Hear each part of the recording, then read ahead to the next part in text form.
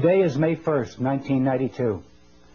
The subject of this video message is the UNCED Earth Summit, the meeting which is to begin on June 1st, 1992 in Rio de Janeiro. The acronym UNCED stands for the United Nations Committee for Environment and Development. It is pronounced UNCED, and perhaps indicating the secret agenda of this meeting. This is the logo of the Earth Summit. This is not a dove in their Earth Summit logo. It is a hand, and the hand is holding the world with the slogan, "In our hands," alongside of it. In whose hands? Who is the we in this motto? The hands of the world order. These elitists convened this UNCED meeting in the first place, and for a bad purpose. This video will show strong evidence that the persons running the UNCED Earth Summit are actually setting a net to place the power over the Earth and its peoples into their hands. Brave, bold deeds by the citizenry are needed quickly. Once a government signs their treaties, their citizens are de jure in the hands of the world order. There's that motto again, in our hands. Whose hands? The same world order families that planned World War I and World War II, that tricked the third world countries to borrow funds and rack up enormous debts. The same world order that stole much of the money borrowed by Africans and other nations and hid it in Geneva banks.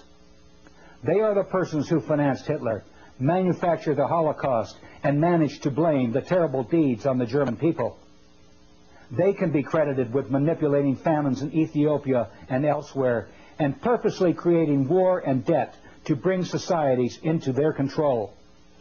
The world order crowd are not a nice group of people. My name is George Hunt. I'm speaking to you from a video studio in Boulder, Colorado. I have attended some of the meetings and caucuses leading to the UNCED Earth Summit. I am a business consultant and a college teacher in small business management.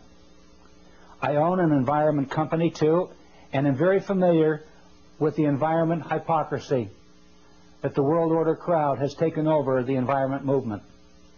I am aware of their plans. Please pardon me as I read my script. I'm not a professional actor, and my memory will not serve me with the things that I want to say. The world environment movement will soon be in the hands of the world order if you and others do not respond with action after you view this videotape.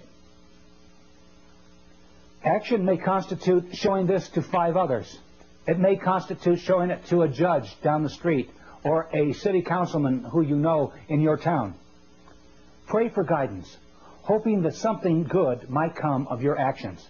Somebody is going to set the spark off. I really feel that it is not too late.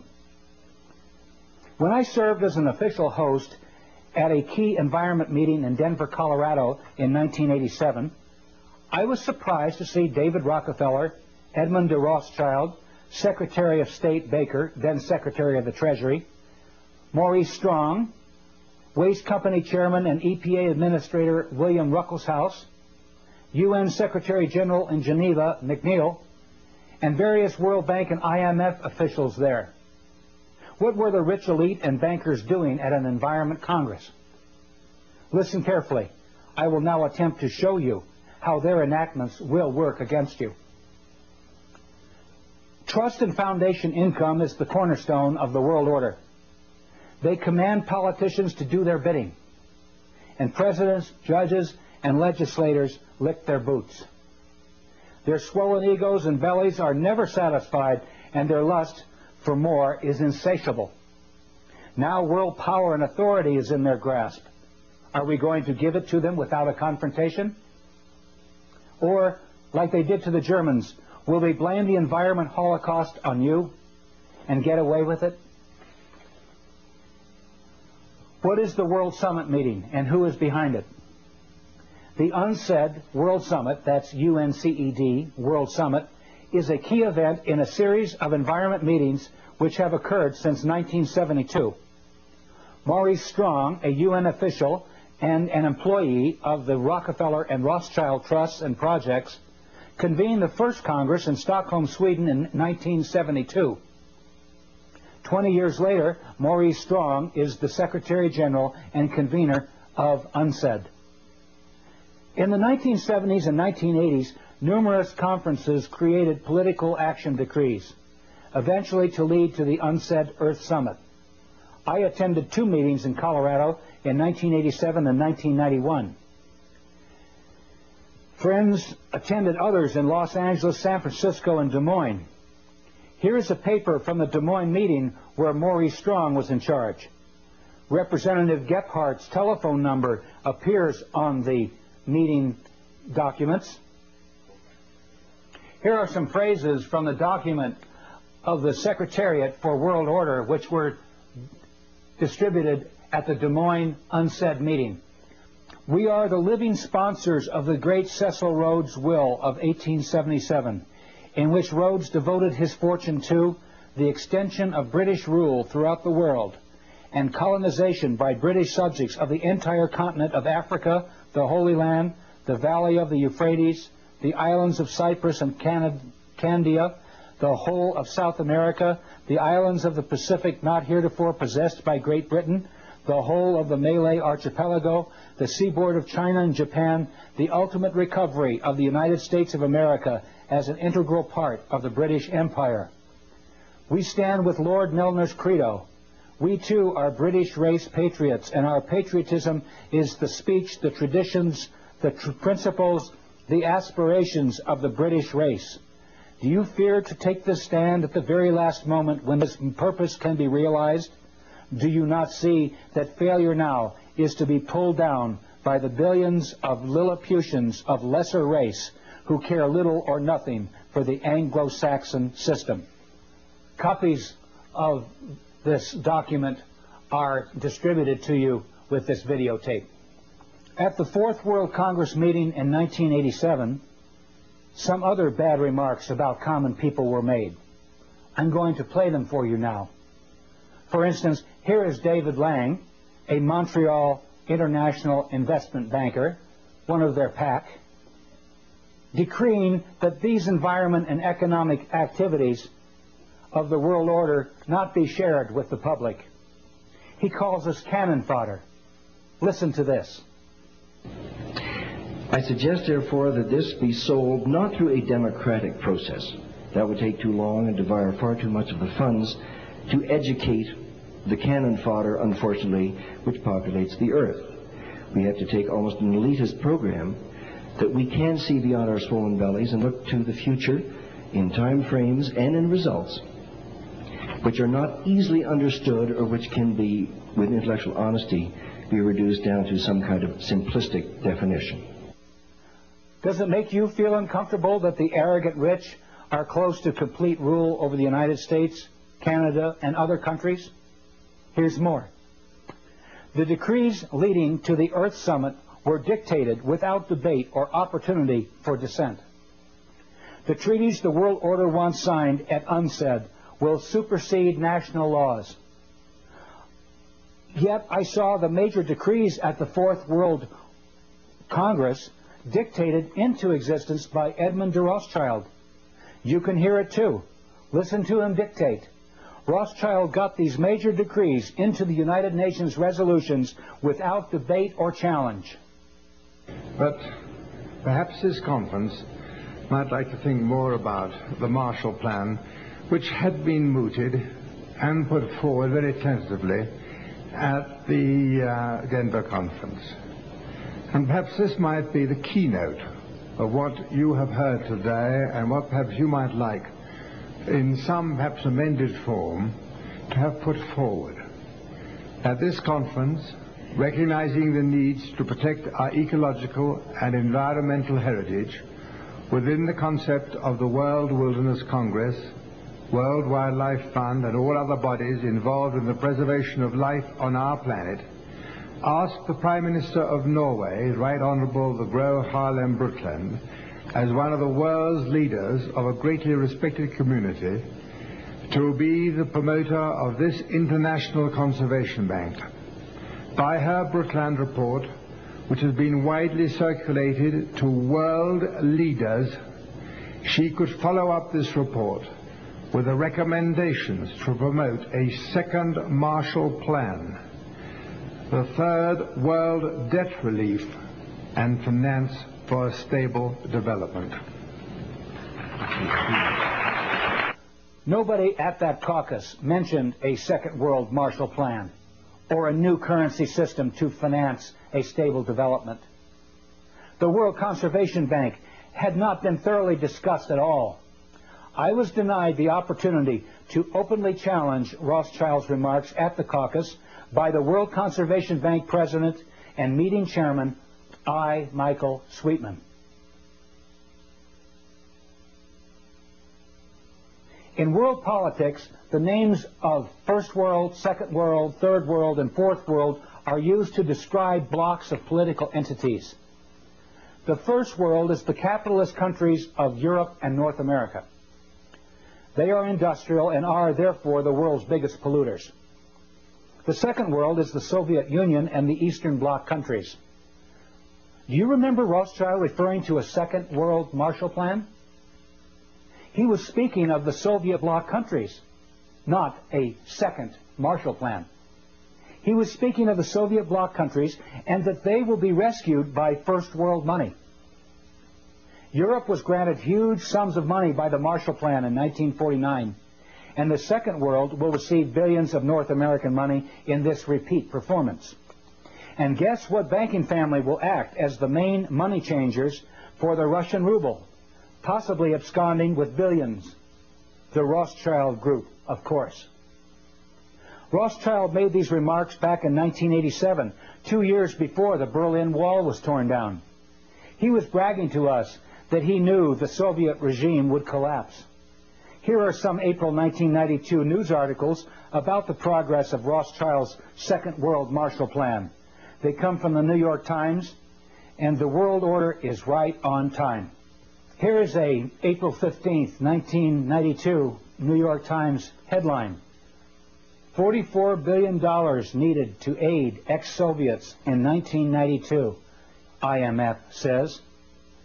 It's needed for a shift to the free market. Most of the help would finance imports of food and spare parts for 15 republics. My response to that is, sure. Another article in the international edition of the New York Times, Wednesday, April 29, 1992, had this to say about Rothschild's Marshall Plan. Although there has been much talk about building a new political order in the post-Cold War world, the events here in the last few days make clear that a new economic order is also rapidly emerging. Washington cannot bankroll a Marshall Plan for the former Soviet republics because the task is so enormous and because the American economy is debt-ridden and no longer so dominant.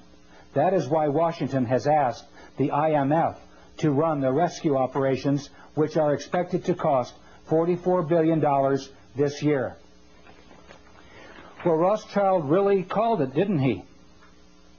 Soon after these remarks were made, the Rothschilds reopened the Rothschild Bank in Frankfurt, Germany, after 50 years of closure. They are now conveniently available to stabilize the Russian ruble with money from the West. Question: do we really want to send North American money abroad so the Rothschilds can make multi-billion-dollar windfalls on the currency trades? Let's talk about the Third World now. The Third World are those countries who have emerged since World War II. Young and easily fooled, the World Bank under Robert S. McNamara played bad tricks on them, spiriting billions of loan dollars back to Swiss bank accounts through fictitious African addresses. They now owe $1.5 trillion to the world banking system with nothing to show for it except poverty and cruel loan collections. Maurice Strong has suggested an ominous scenario at the UNCED meeting, which could break out if his words are to be believed. He says in this article in West magazine that a fight may erupt between the first world polluters and the third world poor. Here is how he describes it. Each year, he explains as background to the telling of his novel's plot, the World Economic Forum convenes in Davos, Switzerland. Over 1,000 CEOs, prime ministers, finance ministers, and leading academics gather in February to attend meetings and set economic agendas for the year ahead. With this as a setting, Maurice Strong then says, what if a small group of these world leaders were to conclude that the principal risk to the earth comes from the actions of the rich countries? And if the world is to survive, those rich countries would have to sign an agreement reducing their impact on the environment. Will they do it? He's really talking about the UNCED meeting. And Strong, driving as I take notes, looks at me. Then his eyes go back to Highway 17 on the way from Alamosa, Colorado to his New Age ranch in Crestone, Colorado. He says, the man who founded the United Nations Environment Program and who wrote parts of the Brundtland Report and who in 1992 will try to get the world's leaders meeting in Brazil to sign just such an agreement savors the questions hanging in the air. Will they do it? Will the rich countries agree to reduce their impact on the environment? Will they agree to save the earth? Strong resumes his story. The group's conclusion is no. The rich countries won't do it. They won't change. So, in order to save the planet, the group decides, isn't the only hope for the planet that the industrialized civilizations collapse? Isn't it our responsibility to bring this about? This group of world leaders, he continues, form a secret society to bring about an economic collapse. It's February. They're all at Davos. These aren't terrorists. They're world leaders. They have positioned themselves in the world's commodity and stock markets. They've engineered, using their access to stock exchanges and computers and gold supplies, a panic. Then they prevent the world stock market from closing. They jam the gears. They hire mercenaries who hold the rest of the world leaders at Davos as hostages. The markets can't close. The rich countries, and Strong makes a slight motion with his fingers as if he were flicking a cigarette butt out the window. I sit there spellbound. This is not any storyteller talking. This is Maurice Strong. He knows these world leaders. He is, in fact, co-chairman of the Council of the World Economic Forum. He sits at the fulcrum of power. He is in a position to do it. I probably shouldn't be saying things like this, he says. Highway 17 cuts straight across the desert, heading out of the land of dreams. When the truth is finally told, Maurice Strong fears the world will come to this. No secret societies, no hostage takings at Davos, but it will come to the same conclusion. The global economy, sapped by credit and debt loads and environmental disasters, will simply come unstuck. And nothing, not even the inspiration of the Baka, can save humankind from itself. They see the struggles and problems at the Baka as reflections of the problems assaulting the planet. They fear the Baka will be, at best, an oasis in the desert of the future, and at worst, a place where dreams die. Even if Strong is fictionalizing and imagining, why would he even suggest these things? The point remains, something important is going to happen at the UNCED Earth Summit. The fourth world. No one really talks about the fourth world, do they? That's because we haven't seen the fourth world come about. The fourth world came up in the title of the Congress I attended. It was called the Fourth World Wilderness Congress. Maurice Strong said it was called the Fourth World because it was the fourth one of these environment congresses that Edmund de Rothschild had created. I learned later that the world order refers to the coming one world government as the Fourth World. World control by the world order where there is no more first, second, and third world. Just a boundaryless planet which is called the fourth world wilderness.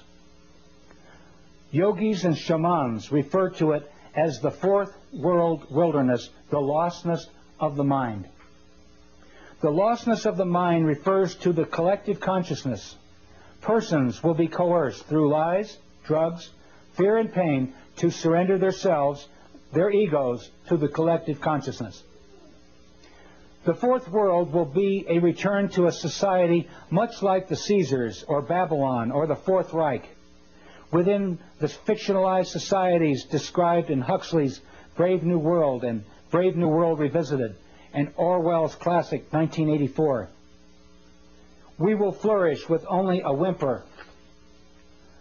The world order wants to create a new society out of the ashes of chaos, a collectivist fourth world complete with a collectivist religion, collectivist finance, and unchecked world national socialism. The world order will offer Gaia, Mother Earth, to the masses as the Big Brother image to worship in the fourth world. Maurice Strong has already set up a 140,000-acre project in Crestone, Colorado, to develop this Earth religion system. Projects are funded by the Rockefeller Fund, among other foundations. The Earth Summit will link environment with industry. The lords of the UNCED conference will be the masters of who gets what and when if we don't do something about it quickly. Who leads the environment movement? The convener of the summit, Maurice Strong, identifies Baron Edmund de Rothschild as the creator of the environment movement. Here are his own words describing Rothschild as the positive synthesis of environment on the one hand and growth and development on the other. Listen carefully as Maurice Strong introduces Baron de Rothschild. So there is no better person. He epitomizes in his own life that positive synthesis between environment, conservation on the one hand, and economics on the other. And I'm just delighted to have this opportunity of introducing to you Edmund de Rothschild.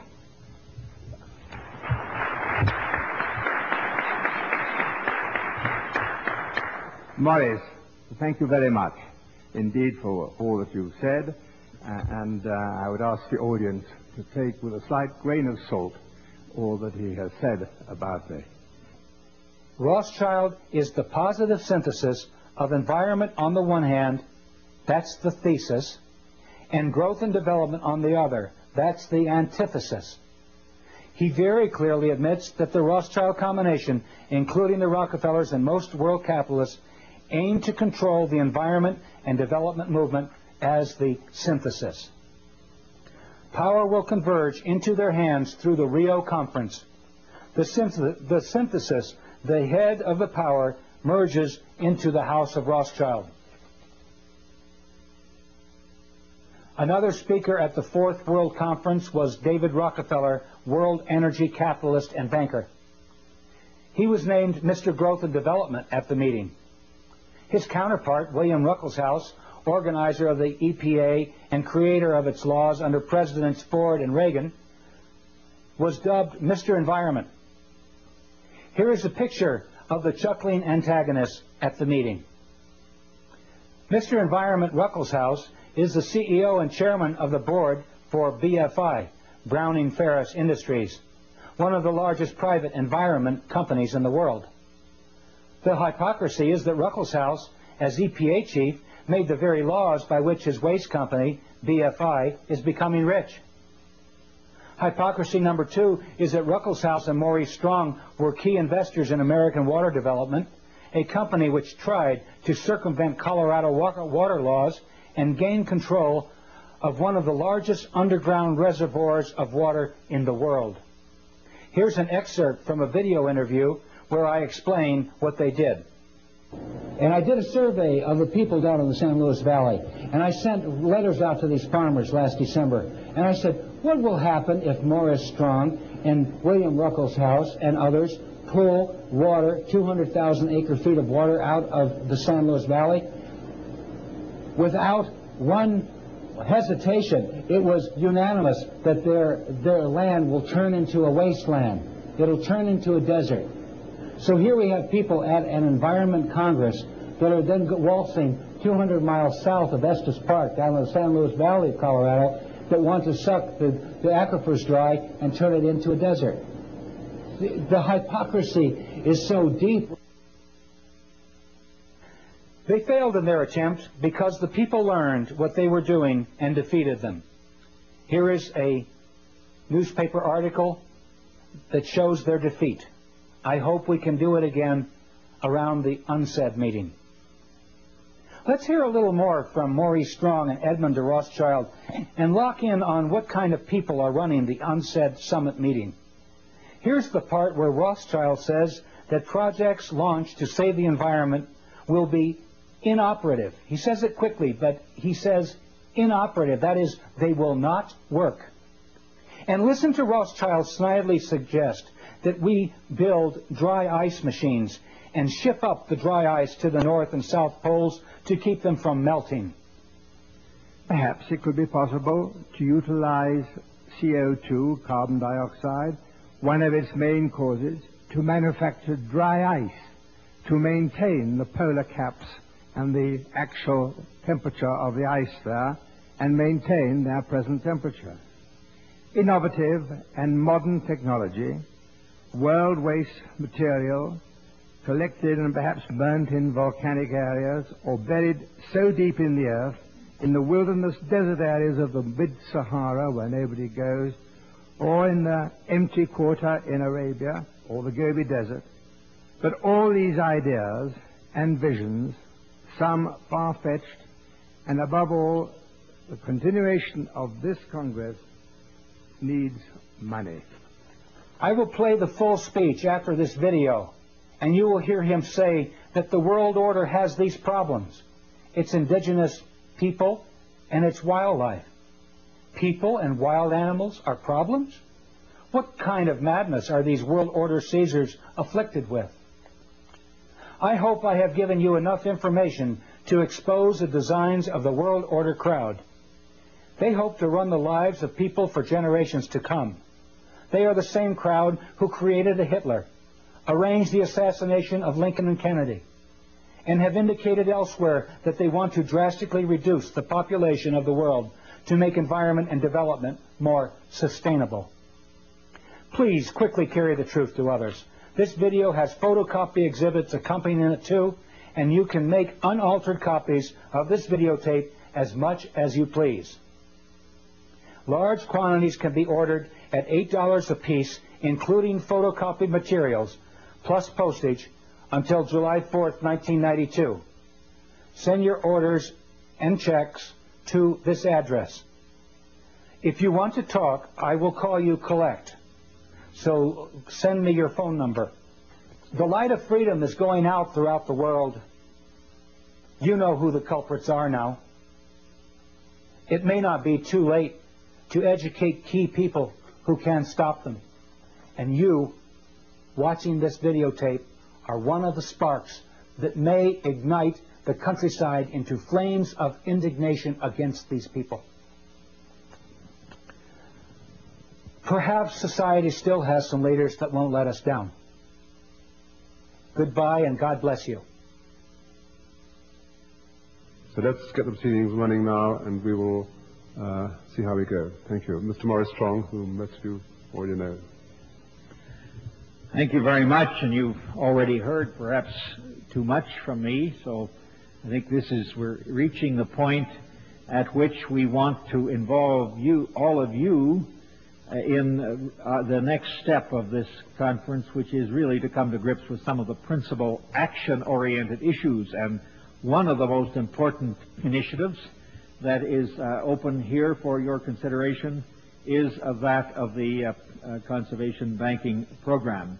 As we mentioned this morning, we have as our chairman, fortunately, the person who really is the source of this very significant concept.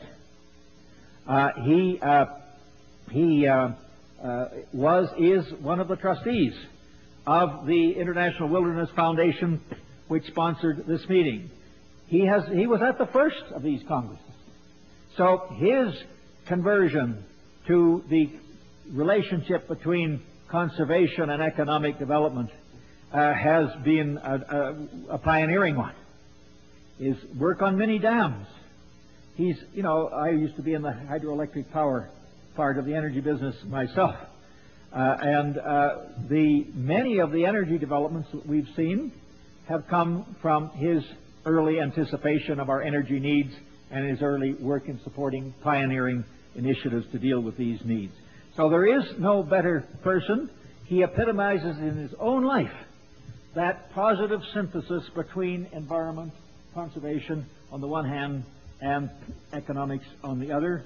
And I'm just delighted to have this opportunity of introducing to you Edmund de Rothschild.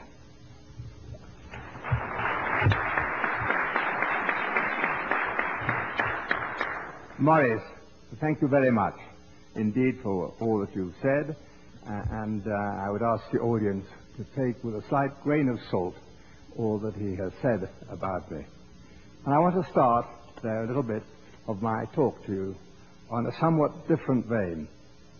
You see, in order to further the ideals of the world wilderness concept and to prevent the concept and this concept just to remain an ideal, it is of paramount importance to find ways and means of finding and promoting its rationale. There are these ways and means of putting this concept into effect and overcoming or minimizing some of the problems set out by the speakers in this Congress, such as pollution, prevention of acid rain, waste disposal. There are alternative methods and harmless alternative methods for energy, and they're available. Alternative uses of water resources not involving vast inundations of land or displacing humans and its indigent wildlife, harnessing wave energy, solar energy, wind power, just to mention a few.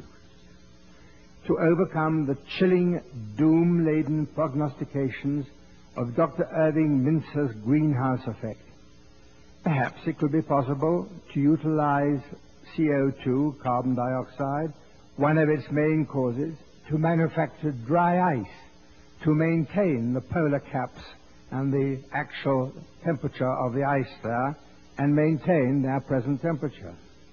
Innovative and modern technology, world waste material, collected and perhaps burnt in volcanic areas or buried so deep in the earth, in the wilderness desert areas of the mid-Sahara where nobody goes, or in the empty quarter in Arabia or the Gobi Desert.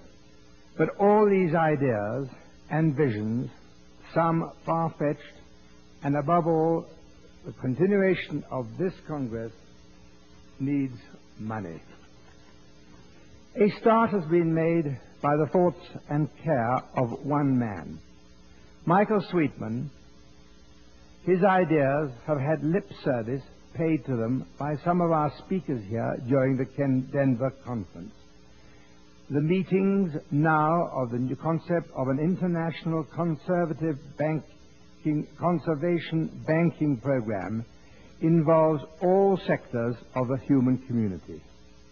Governmental and intergovernmental agencies, the public and private agencies, large charitable foundations, as well as ordinary individuals worldwide. Michael Sweetman has written the foreword to this concept. Its final form will no doubt be altered, watered down, or widened. But this convention must put forward this charter. And with the collective wisdom available here today, the charter can be enhanced, embracing those who have given their thoughts in the Denver Public Forum. By thinking forward as to how to reach out to the public at large, to every corporate entity throughout the world, to put aside, hopefully tax-free, a part of their profits to fund our ecological and environmental protection. Ladies and gentlemen, every country has its own problems, its indigenous peoples and its wildlife. This International Conservation Bank must know no frontiers, no boundaries. Its funds must be used constructively and not to be challenged into greedy hands or weapons of destruction. I hesitate to link this bank with world wilderness, but I would like to link it with our survival as a human race. This, our generation, must not be cursed by our descendants, if we have any, as to the greatest destructors and squanderers of the world's resources. That great philosopher and cleric, Teilhard de Chardin, wrote, and I quote, "Man can harness the winds, the waves, and the tides. But when he can harness the energy of love, then for the second time in the history of the world, man will have discovered fire." Michael Sweetman. Michael Sweetman, your love for the world wilderness concept has given you the necessary fire in your belly to produce the germ of the future needs of this concept. And I have great pleasure in asking you to put it forward.